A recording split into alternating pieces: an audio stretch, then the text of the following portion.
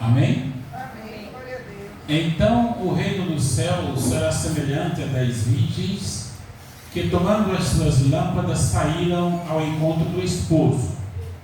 E 5 delas eram prudentes e 5 loucas. As loucas tomaram as suas lâmpadas, não levaram azeite consigo, mas as prudentes levaram azeite em suas vasilhas com as suas lâmpadas. E tardando o esposo, tosquenejaram todas e adormeceram.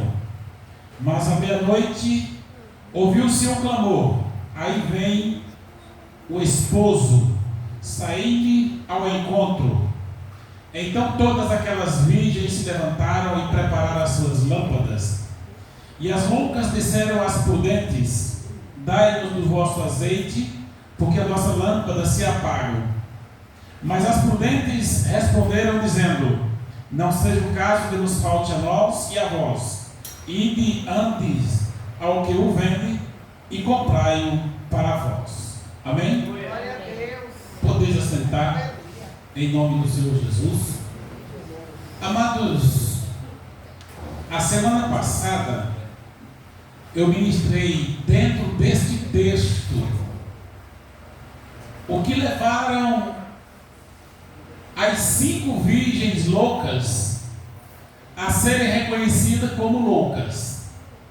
Sabemos que esta parábola fala da igreja. Já vi alguém dizer que essa parábola trata da igreja e do mundo. Não tem base para isso. Aqui o Senhor Jesus nos dá um exemplo claro da igreja como organismo vivo e igreja também como organização. A semana passada eu falava sobre os pecados que levaram as 5 virgens a serem loucas. É bom saber que um dia essas 10 virgens, elas eram todas prudentes, mas 5 delas se tornaram loucas.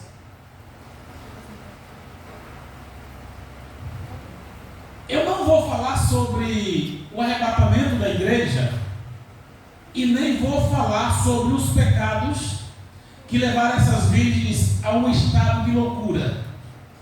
Eu vou falar sobre a consequência de atitudes e comportamentos dessas loucas que levaram elas a não ter azeite. Um dos pecados de loucura que muita gente pratica é a falsa profecia. A Bíblia diz que o Senhor vê loucura nos seus profetas, que falam em meu nome aquilo que eu não lhe mandei falar. O que acontece? As pessoas muitas vezes profetizam, entregam uma mensagem, assim diz o Senhor, uma mensagem da carne, do emocionalismo, e entrega em nome do Senhor. A pessoa que se comporta assim, ela não sabe o mal que ela está fazendo a si própria, porque prega, jejuma, dirige culto, canta, faz tanta coisa bonita, mas comete um pecado de loucura, que é entregar uma profecia em nome do Senhor, quando o Senhor não lhe manda. E a Bíblia diz: eu encontro loucura nos meus profetas, que profetizam em meu nome aquilo que eu não lhe mandei falar. Quais são as consequências? A falta de azeite. Azeite aqui fala da presença do Espírito Santo. As pessoas costumam perder a presença do Espírito Santo de forma tão sutil que ela nem percebe. Quando ela vem acordar, ela já não tem mais a presença do Espírito Santo. Foi isso que aconteceu com Sansão. Brincando. Aí de repente disseram: aí vem os filisteus. Ele disse: sairei como das outras vezes, e o Senhor dará os filisteus na minha mão. Aí o texto seguinte diz: porém Sansão não sabia que o Espírito do Senhor já havia se apartado dele.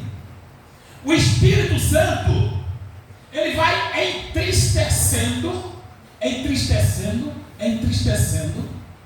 Daqui a pouco ele se afasta. E a pessoa faz uma coisinha hoje, outra coisinha amanhã, e pensa que está tudo bem. Daqui a pouco o Espírito Santo está lá no elevador da Serra, e ele pregando aqui na igreja achando que está cheio. Provocou loucuras e ficou sem a presença do Espírito Santo. Na simbologia bíblica, o Espírito Santo é simbolizado por fogo, vento, sopro, água, rio, azeite, óleo e selo. Tudo isso às vezes são referências ao Espírito Santo. O Espírito Santo aparece na Bíblia como Espírito Santo, Espírito de Deus, Espírito de Cristo, ou só Espírito, porém em letra maiúscula. À luz da palavra de Deus, o Espírito Santo, ele é nosso amigo. Eu poderia pregar no mínimo aqui 45 minutos em cada um desses temas que eu estou falando aqui. O Espírito Santo é nosso amigo. O Espírito Santo é nosso advogado. O Espírito Santo é o nosso ajudador. O Espírito Santo é o nosso conselheiro. O Espírito Santo é nosso intercessor. O Espírito Santo é absolutamente tudo quanto precisamos e imaginamos. Daí, o Espírito Santo é digno que a nossa atenção também se volte a Ele. Aleluia. Desde o primeiro versículo da Bíblia, a Bíblia já faz menção no Espírito Santo. Está lá: no princípio criou Deus os céus e a terra. Cadê o Espírito Santo?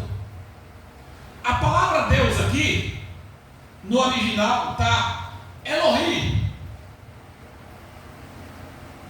Elohim é o plural de El, Eloá, Deus. Logo, Elohim transmite a ideia de uma pluralidade de majestade. No princípio criou Deus os céus e a terra. Então, Deus Pai, Deus Filho, Deus Espírito. O Espírito Santo já aparece como a terceira pessoa da Trindade, da mesma natureza e essência do Pai e do Filho. Ele é tão divino quanto o próprio Deus. Nos últimos versículos de Apocalipse, o Espírito Santo permeia toda a Bíblia até o último capítulo do Apocalipse. Quando nós lemos as cartas que Jesus escreveu para as igrejas da Ásia, em todas as cartas se finaliza assim: quem tem ouvido, ouça o que o Espírito diz à igreja. Então você vê o rastro do Espírito Santo acompanhando o povo de Deus, desde o florescer da humanidade até o desfecho da mesma. O Espírito Santo foi e é e sempre será o nosso companheiro na nossa caminhada. Eu gostaria muito que a igreja compreendesse o que significa o Espírito Santo de Deus em nossas vidas, porque tem muitas pessoas que desprezam a eficácia do Espírito Santo. Santo de Deus em nossas vidas. Eu não posso falar do Espírito Santo de Deus em nossas vidas sem primeiro falar do Espírito Santo no ministério de Jesus. Preste atenção para vocês entenderem isso aqui, que isso é muito lindo. Quando nós estudamos a respeito dos utensílios do tabernáculo, logo percebemos que ali tinha um móvel, um utensílio chamado candelabro ou castiçal. Era uma peça de ouro puro, de ouro batido com 7 canudos. Aquele castiçal representava a pessoa de Jesus Cristo. Amém? Mas aquele castiçal tinha 7 luzes. Jesus disse: eu sou a luz, quem me segue não andará em trevas. Se aquele castiçal representa Jesus, e aquelas luzes representam o ministério dele, logo se havia necessário que se colocasse azeite dentro do castiçal para alimentar a luz que estava acesa. As luzes do castiçal não podiam ser acendida sem a presença do azeite dentro do candelabro. O propósito de salvação é um propósito conjunto entre Deus Pai, Deus Filho e Deus Espírito. Deus planejou, Jesus executou e o Espírito deu vida. Sem Jesus não havia Calvário. E sem o Espírito, o Calvário não teria eficiência. Todo o ministério de Jesus, desde a sua concepção até a sua ascensão aos céus, o Espírito Santo acompanhava Jesus em tudo. E tudo isso foi prometido lá no Antigo Testamento. Coloque, por favor, Isaías, capítulo de número 11, versículo 1. Será que quem está lá atrás dá para ler? Olha o que está escrito: porque brotará o rebento do tronco de Jessé, e das suas raízes um renovo frutificará. Número 2. E repousará sobre ele o Espírito do Senhor, e o Espírito de sabedoria e de inteligência, e o Espírito de conselho e de fortaleza, e o Espírito de conhecimento e de temor do Senhor. O tronco de Jessé que haveria de brotar trata de Jesus, versículo 1. O versículo 2 fala da presença do Espírito Santo que repousaria sobre a pessoa de Jesus. Ali não são 7 espíritos, são 7 virtudes do Espírito Santo. Essas virtudes, elas foram cumpridas no decorrer do ministério do Senhor Jesus. É por causa da união do Espírito Santo com o Senhor Jesus que o nosso Jesus se chama em hebraico o Messias e no grego o Cristo, porque tanto uma quanto a outra palavra significa o ungido pelo Espírito Santo. Isaías capítulo 61, versículo 1. Olha o que diz o profeta Isaías. É como se fosse Jesus falando: o Espírito do Senhor Jeová está sobre mim, porque o Senhor me ungiu para pregar boas novas aos mansos, enviou-me a restaurar os contritos de coração, a proclamar liberdade aos cativos e a abertura de prisão aos presos. Observamos que a promessa do Espírito Santo na vida da igreja, Deus colocou em prática, primeiro no ministério de Jesus, para que a igreja pudesse entender a eficácia do Espírito Santo em nossas vidas. Aí a Bíblia diz que o Espírito Santo foi quem fez o milagre da concepção de Maria. O Espírito Santo estava presente em todos os momentos da vida do Senhor Jesus, inclusive no batismo, quando foi conduzido ao deserto, quando voltou do deserto. Todos os milagres que Jesus operava, era o Espírito Santo que fazia as proezas.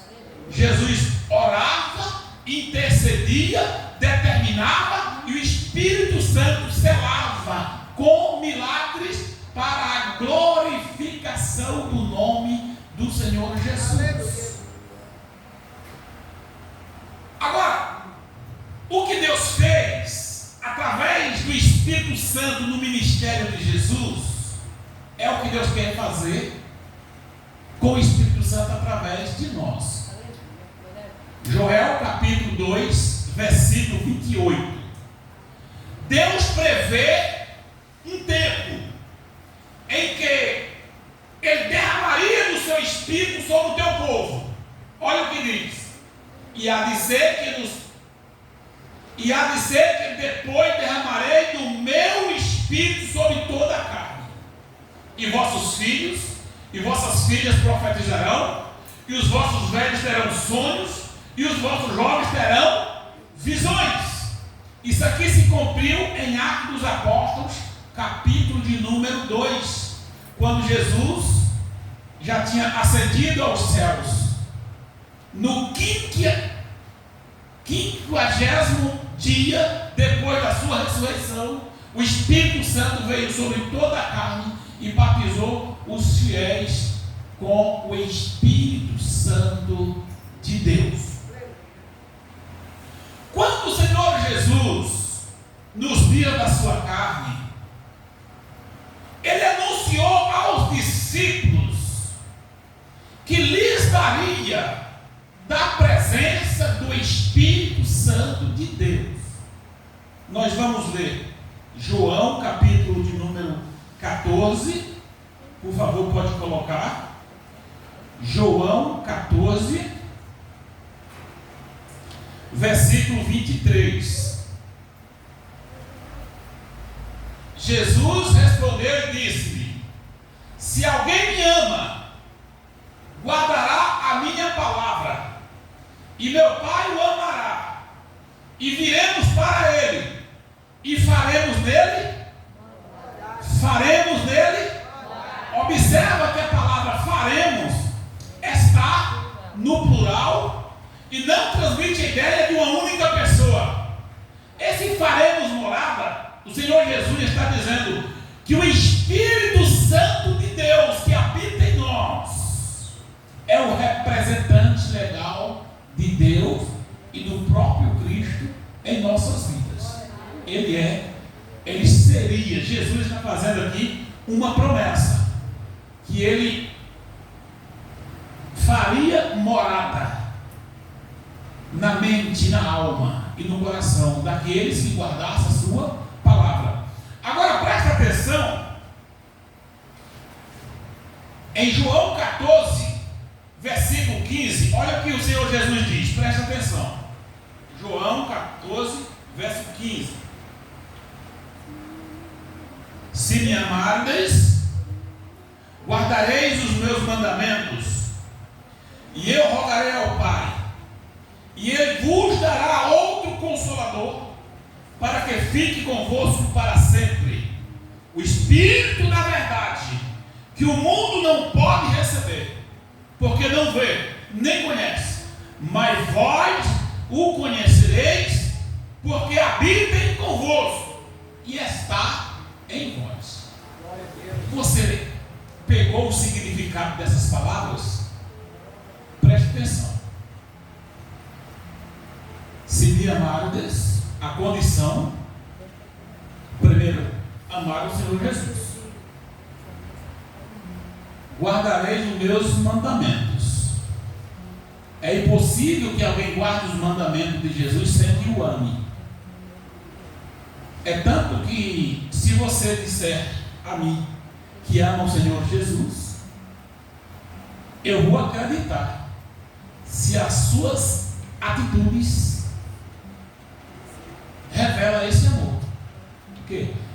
Quem ama o Senhor Jesus não precisa falar eu amo, é só guardar os mandamentos, já está demonstrando esse amor. Então, qual é a vantagem de quem ama Jesus e guarda os mandamentos? Ele rogará ao Pai e nos enviará o Espírito Santo de Deus. Para quê? Para ficar conosco 4 dias. Todos os dias. Olha o que diz. Para sempre.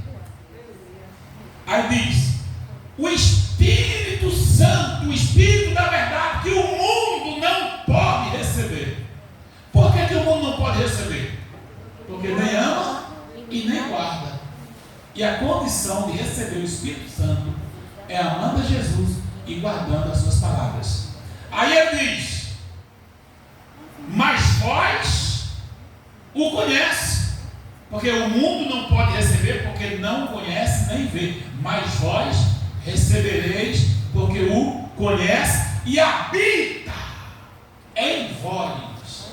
Irmão, isso é maravilhoso. E habita em vós. E estar convosco. O Senhor Jesus, Ele fez esta promessa quando Ele ainda estava na carne, exercendo o seu ministério. Mas só que o Senhor Jesus morreu e ressuscitou, e os discípulos estavam trancados em uma casa, com medo dos judeus. Mataram a Jesus e vão querer matar a nós também, e se trancaram dentro da casa. E a Bíblia diz que, estando eles trancados, está em João capítulo 21, o Senhor Jesus se pôs no meio deles.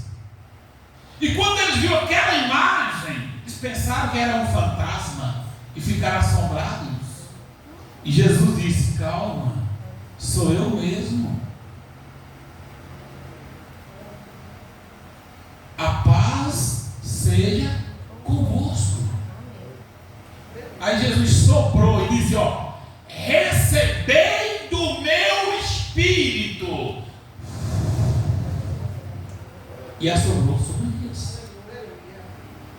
O que Jesus prometeu em vida, Ele cumpre agora após a sua ressurreição.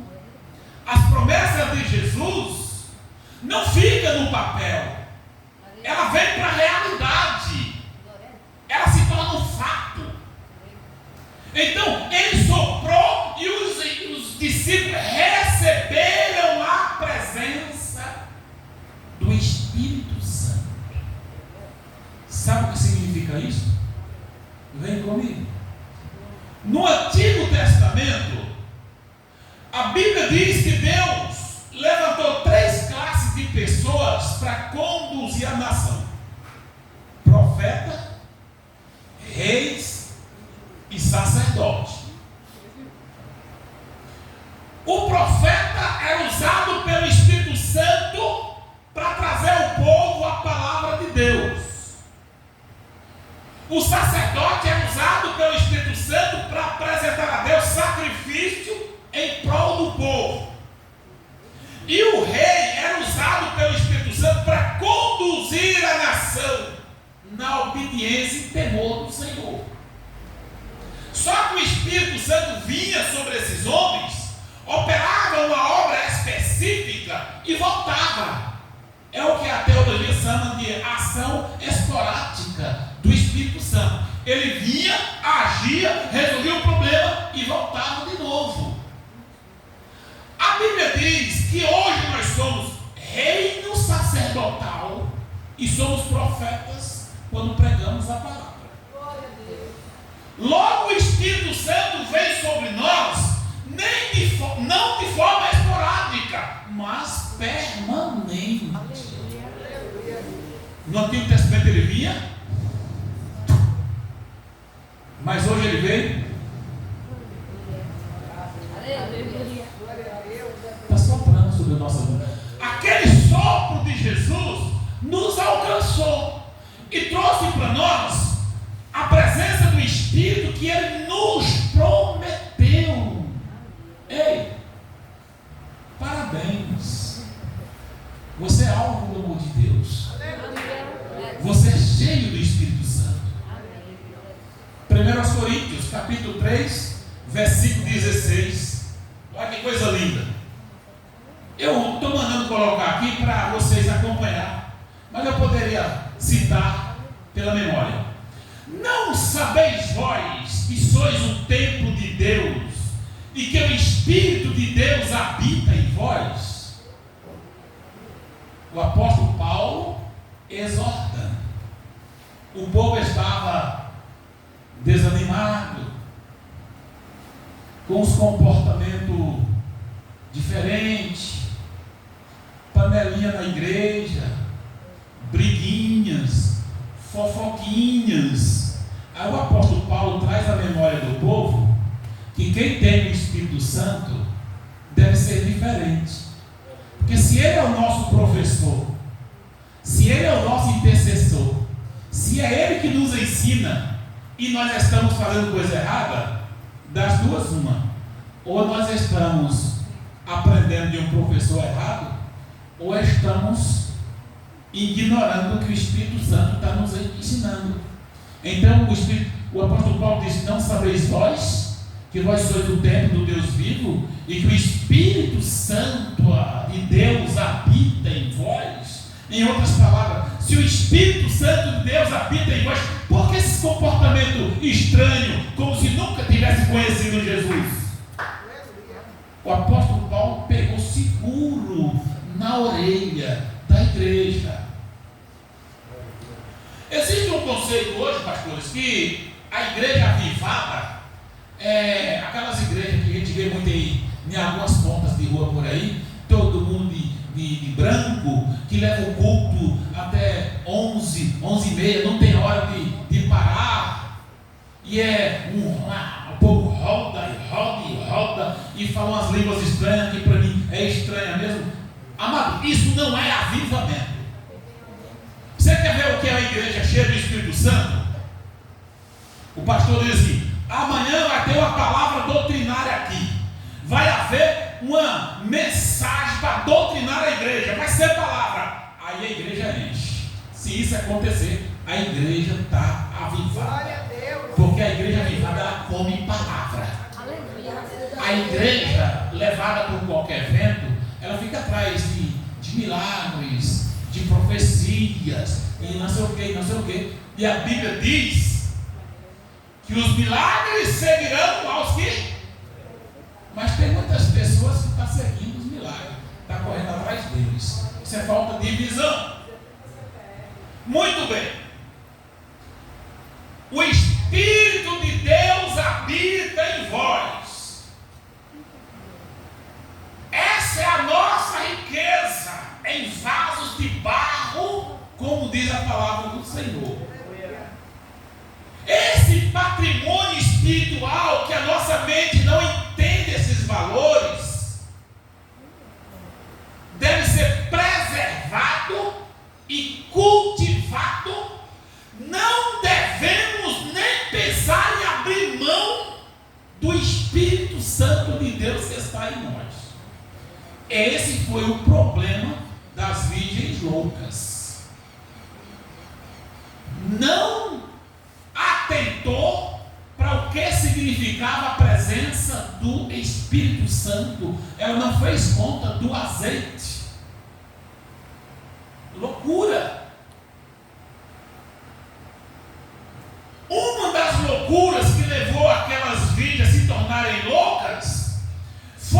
saber que estava o azeite acabando e não providenciou. Virgens loucas perderam a presença do Espírito Santo. Acabou o azeite. Agora preste atenção. Não sabeis vós que vós sois o templo do Deus vivo e que o Espírito de Deus habita em vós? Aí o apóstolo Paulo diz assim: não entristeçais o Espírito Santo de Deus, no qual vós estáis selado para a promessa. O que é entristecer o Espírito Santo, irmão? Eu vou falar uma coisa aqui, presta atenção. Receber a presença do Espírito Santo precisa amar a Jesus e guardar os seus mandamentos. Para o Espírito Santo entrar em nossas vidas, é no estalar de dedo. É muito fácil. Agora, para o Espírito Santo de Deus sair da nossa vida, dá trabalho. Ele não quer sair, porque Ele te ama. O apóstolo Paulo nos exorta a não entristecer. Porque a partir do momento que tu aceita Jesus de verdade, tu recebe. Mas para você perder, tem que ser uma sequência de coisas erradas. Não ignore o que eu vou te falar. Se um homem de Deus cair em adultério, o Espírito Santo não sai dele ainda. Se o homem de Deus roubar, o Espírito Santo de Deus não sai dele ainda. Mas entristece. O Espírito Santo fica triste lá dentro dele, parecendo uma velhinha quase apagando um dia de vendaval. O Espírito Santo vai se entristecendo. E na medida em que essa pessoa vai ler a Bíblia, na medida em que essa pessoa ouve a palavra de Deus, na medida em que essa pessoa ouve o louvor, o Espírito Santo que está triste dentro dele tenta reanimar esse indivíduo para recuperar. Aí de repente a pessoa levanta de novo, faz outra coisa errada, e faz outra coisa errada, e outra coisa errada, e o Espírito Santo vai entristecendo, e na medida em que o Espírito Santo vai entristecendo, ele vai investindo para tentar recuperar o indivíduo, mas o indivíduo não quer nada. Aí o Espírito Santo se afasta. Você está entendendo como é? Quando o Espírito Santo se afasta, aí o apóstolo Paulo já exorta: não extingais o Espírito Santo de Deus que habita em vós. Não deixes que o fogo do Espírito se apague. O Espírito pode até entristecer, agora apagar o seu fogo é o fim. Amém? Tem alguém em casa?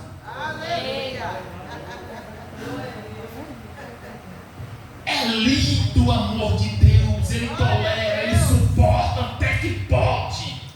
O Espírito Santo de Deus só sai da vida de um homem quando o Espírito sabe que o indivíduo já não quer mais nada. Mas enquanto haver arrependimento e lágrima e vontade de superar e abandonar as coisas erradas, o Espírito está lá: eu acredito em você, eu vou investir, eu vou esperar um pouco. Levanta, homem, levanta, mulher, busca azeite no joelho. Glória a Deus. Aleluia. Glória a Deus. Aleluia. Glória a Deus. E aí o Espírito Santo nos diz assim através de Paulo: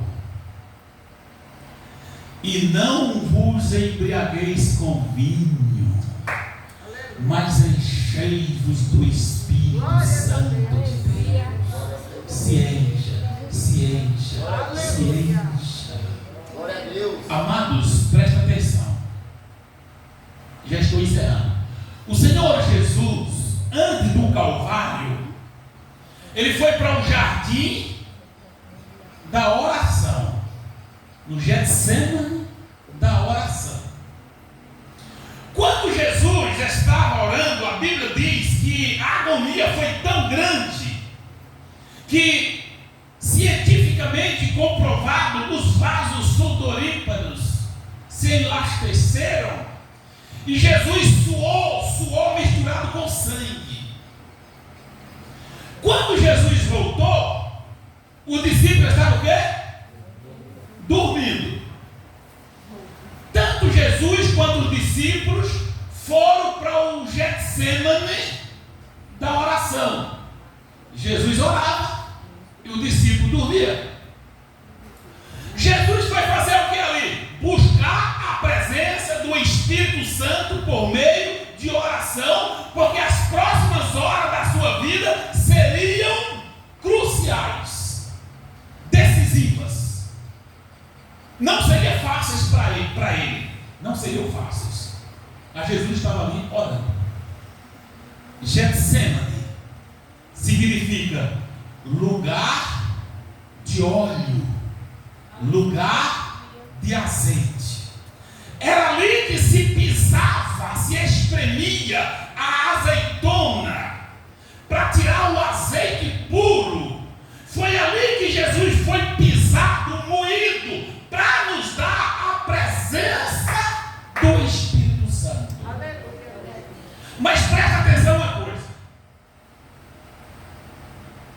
A Bíblia diz que quando Jesus chegou para o discípulo, disse assim: levantai-vos e ide, porque é chegada a minha hora, e é chegado o que me trai. Quando Judas beijou Jesus, entregou Jesus aos carrascos, a Bíblia diz que Pedro arrancou uma bainha, uma espada da bainha, e cortou a orelha de Malco. Não foi isso que Pedro fez? Jesus pegou a orelha de Malco e disse: Pedro, coloque a tua espada na bainha. Soprou a orelha de Malco e fez um milagre. Quando nós estamos no Getsemane da oração buscando azeite, nós somos capazes de perdoar como Jesus. Mas se estivermos no Getsemane da oração dormindo, nós não vamos conseguir perdoar. Aleluia. Muitas pessoas ainda cultivam dentro de si o ódio, o orgulho, o rancor, a raiz de amargura. Muitas pessoas ainda não conseguem perdoar, liberar perdão ou pedir perdão. Sabe por quê? Porque no Getsemane da oração ainda está dormindo.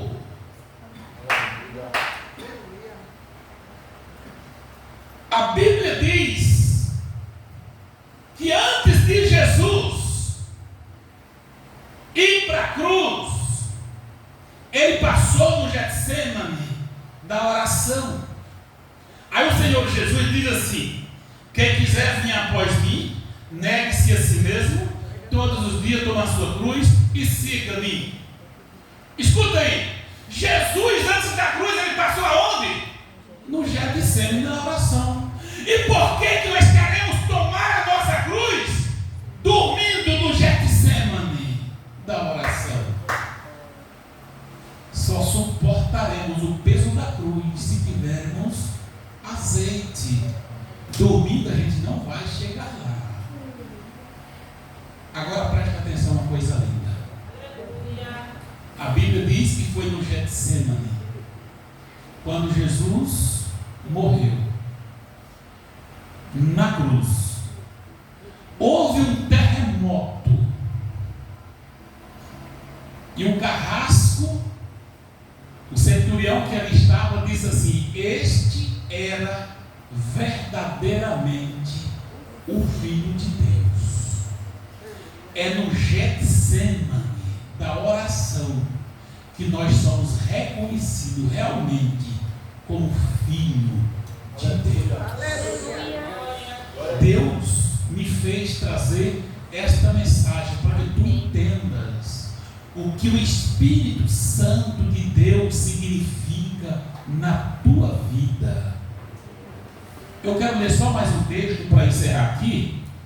Romanos capítulo 8, por favor, coloque aí, obreiro, e faça a gentileza. Romanos capítulo 8, me parece que é o versículo 9. Deixa eu só confirmar aqui. Oi? Alguém falou comigo? Romanos 8, verso 9. Olha o que diz. Amados, eu vou pegar na sua orelha. Você vai para casa agora com essa orelha quente por causa desse versículo. O apóstolo Paulo disse assim para a igreja de Romanos: vós, porém, não estáis na carne, mas no Espírito, se é que o Espírito de Deus habita em vós. Observa, o apóstolo Paulo estava dando ensinamento em uma igreja, que o comportamento da igreja estava tão duvidoso, que o próprio Paulo disse: será que essa igreja tem o Espírito Santo? Ou será que eu estou perdendo tempo aqui? Se tem, amém. Se não tem, eu vou levar esse povo a receber a presença do Espírito Santo através da intercessão e da oração. Vós, porém, não estáis na carne, mas no Espírito, se é que o Espírito de Deus habita em vós. Mas se alguém não tem o Espírito de Cristo, esse tal não é dele. Isso é pesado, irmão. Se alguém não tem o Espírito de Cristo, esse tal não é dele. O apóstolo Paulo deu esse ensinamento, não foi no mundo lá fora, foi para uma igreja. Agora, na parábola que nós lemos, aquelas meninas, todas elas tinham lâmpadas. Para que serve a lâmpada? Para iluminar o caminho e clarear o nosso rosto. Em uma noite de escuridão, para você me reconhecer, eu tenho que levantar a lâmpada até na altura do meu peito, para o reflexo da luz fazer você ver o meu rosto. A luz serve para isso. Quando Cristo vier para arrebatar a sua igreja, a lâmpada é que vai clarear a nossa face, para que ele saiba que somos dele. E se não tiver azeite, a lâmpada vai estar o quê? Apagada.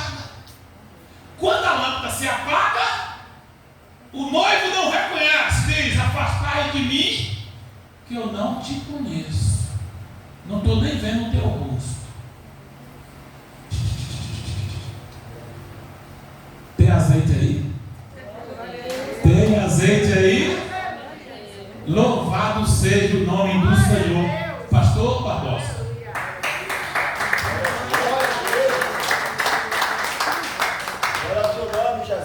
Meus irmãos, a paz do Senhor. Amém.